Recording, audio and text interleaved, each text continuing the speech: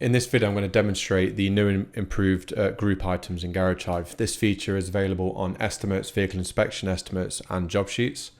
There are many ways to use this feature now, so I'm just going to run through the various scenarios. The most basic scenario is adding the labels and items to a group manually. So above the lines, you see we have group items here. So I'm going to create a new group. I'm just going to call it Group A. And then to add items to Group A, I simply select the line count here and then select which items I want to belong to Group A. So if I select, I'll select the top two in this example, and you can see it's added these two to Group A, and you can see that Group A has got two lines. If I want to add this line to Group A, I can either do it the same way I've done it, or I can simply click here and say this one belongs to Group A.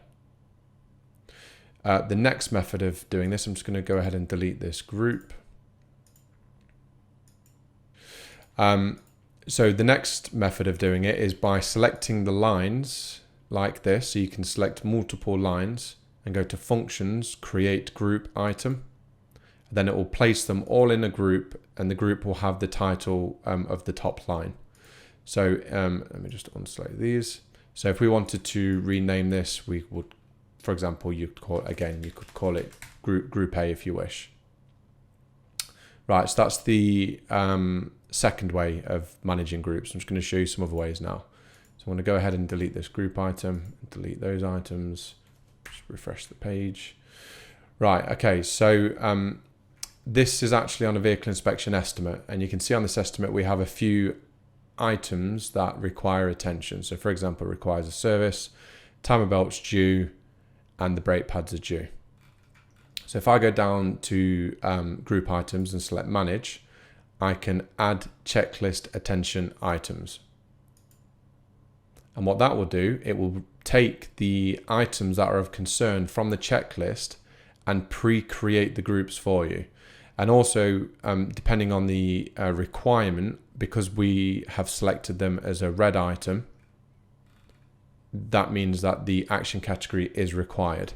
Again, you can have additional, booked, authorized, or advised, but in this case, all three of these are required. Now it's simply a case of adding the labels. So I could have replace timing belt kit and have a timing belt kit here. And then if I wanted to, I could add both these to this group. And again, I can just select line count, select these two items. These items now belong to this group here. Another way of doing this is via service packages. So if I go look up service package, and I'll use a full service as an example here. If I open the service package card, there's a new option called Create Group Item. If this is enabled, when you add the service package to the document, it will create a group and place all the items within that group. So I'm going to go ahead and add the full service. So you can see we've got a full service description, and all of the full service items are now placed within that group. So that's another method of adding labels and items to groups as well. Now, when it comes to, for example, authorizing the work, for example, if I wanted to authorize this full service, I could very simply just select customer authorized, and it will tick all of the items that belong to that group. Same applies to the timing belt kit as well. So if the customer authorizes that, then I just tick the group and it will tick all the items for me, and vice versa. And there's one other really nice feature. So you see that this visual inspection of the front braking system, if we go up, you can see that the brake pads are 1.5 mil. This icon here represents that there is a picture attached to this line. And because we created a group from this line, you can see that there is a media attached to this particular group. So if I click here, then you can see a picture of the brake pads that relate to that particular line. So that's the grouping feature.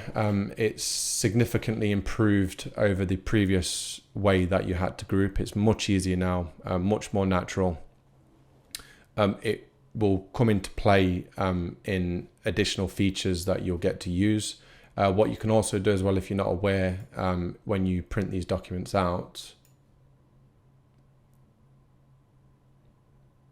if you use the grouping function, you can see that obviously I didn't put prices in, I didn't price it up correctly, but you see that how it groups the particular labels and items under the group header.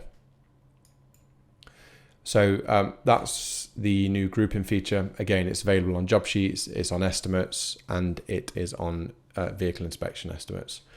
If you've got any questions, then please put them in the community. Thank you.